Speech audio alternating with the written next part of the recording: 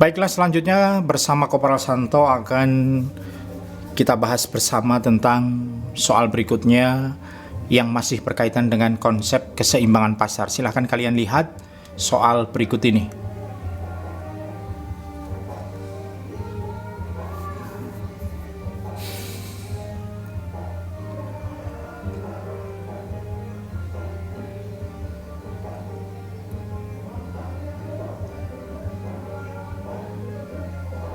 Ya, langsung saja. Kelihatannya untuk soal ini fokus ke dalam satu pertanyaan, yaitu berapa titik keseimbangan pasar setelah pajak. Ya. Kalau dikatakan titik, berarti kita mesti harus tahu berapa jumlahnya, Q-nya, dan berapa P-nya atau harganya. Gitu kan? Berarti kita mesti harus tahu berapa Q dan P dalam posisi keseimbangan pasar setelah pajak. Kemudian yang diketahui di dalam soal, ya, yang pertama fungsi permintaan, ya. Yang diketahui fungsi permintaannya,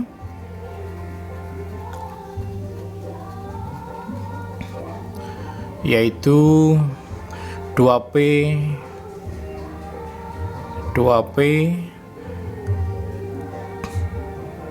2PD sama dengan 80 min 3Q.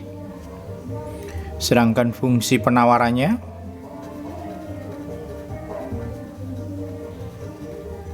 ya, diketahui 2QS sama dengan min 120 plus 4P. Diketahui lagi besarnya pajak, ya, besarnya pajak yang sering disimbolkan dengan T sebesar Rp2 per unit. Setelah itu, karena yang ditanyakan adalah keseimbangan pasar setelah pajak, maka Anda bisa menggunakan rumus salah satu di antara yang ini. Masih ingat kan? PD sama dengan PS plus pajak, atau QD sama dengan QS min B kali pajak. Nah, merujuk kepada yang diketahui, karena berkaitan dengan yang diketahui adalah fungsi 2P, di sini 2Q, ya, enaknya Anda bisa menggunakan rumus yang pertama dan bisa menggunakan rumus yang kedua. Konsekuensi untuk menggunakan rumus yang pertama apa, ya? Nah, mari kita buktikan konsekuensi untuk menggunakan rumus yang pertama. Kita sepakat dulu menggunakan rumus yang pertama, yaitu PD sama dengan PS plus pajak. Rumus menghendaki kita memasukkan nilai atau fungsi P miliknya demand. Sementara di sini fungsi P miliknya demand belum diketahui, tetapi yang diketahui fungsi P 2P miliknya demand. Ya. Ingat ya. Bapak ulang, kita membutuhkan fungsi P miliknya di demand, tapi di sini yang diketahui fungsi 2P miliknya demand, bukan P, tapi 2P. Maka ini harus kita rubah menjadi fungsi P. Bagaimana cara merubahnya? Sama ya, seperti bahasan sebelumnya. 80 min 3Q dibagi 2 sama dengan P. Nah, D-nya tidak perlu ditulis, nggak apa-apa, langsung P, karena D ini hanya penanda bahwa ini berkaitan dengan permintaan. Kita selesaikan. P sama dengan 80 dibagi 2, 40 ya. 3 dibagi 2, min 3 dibagi 2, 1,5Q. Ya, sudah ketemu hasilnya. Fungsi P-nya, fungsi P miliknya demand atau miliknya permintaan di sini, yaitu 40 min 1,5Q. Kemudian sama dengan P miliknya penawaran. Nah, di sini ternyata diketahui bukan fungsi P, tetapi diketahui fungsi 2Q ya. Maka ini harus kita rubah. Kita rubah menjadi fungsi P ya. Jadi kita rubah. Oke. Ini pindah ke sini. Ini karena ini sedang kita cari, maka ini harus sendiri. Pindah ruas jadi min 4P. Di sini tetap pada ruas yang sama, tandanya tidak berubah.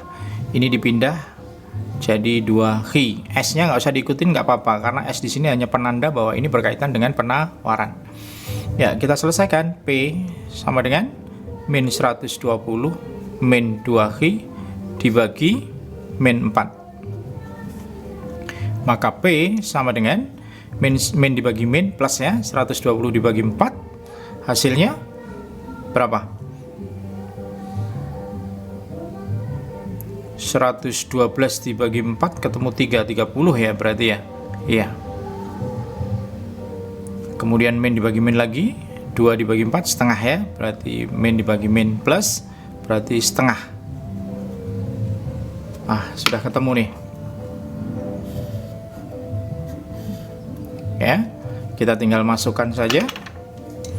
30 plus 0,5Q. Selanjutnya ditambah dengan pajaknya sebesar 2. Selesai sudah. Kita menyelesaikannya ya.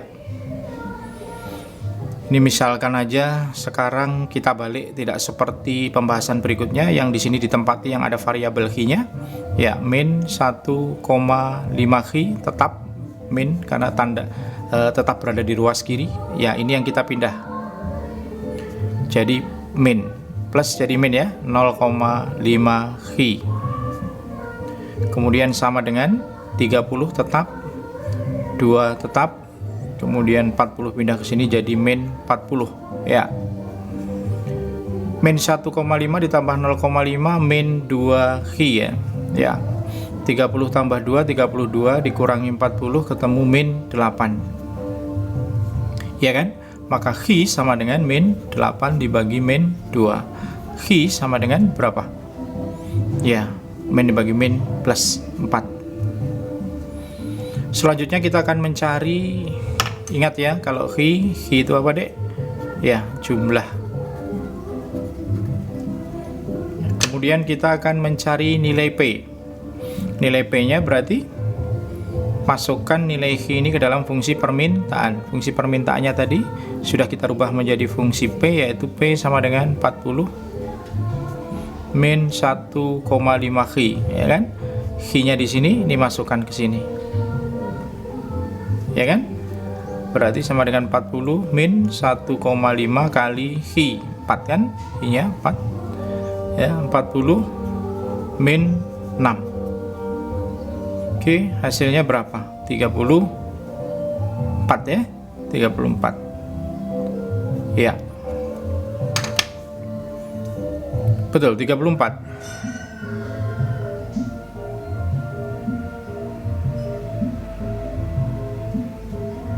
Ya. 40 dikurangi 6 hasilnya 34. Ini adalah harga. Oke. Ya, dengan demikian titiknya Q dan P. Kalau bicara titik, ada unsur Q, ada unsur P. Q-nya sebesar 4 dan P-nya sebesar 34. Benarkah untuk ketelitian menghitung di sini? Silahkan kalian cek. Ternyata untuk soal ini tidak ada jawabannya. Jawaban yang benar yaitu ini. Dengan demikian, kalau memang proses menghitungnya tadi benar, karena tidak ada jawaban, maka soal ini dianggap bonus.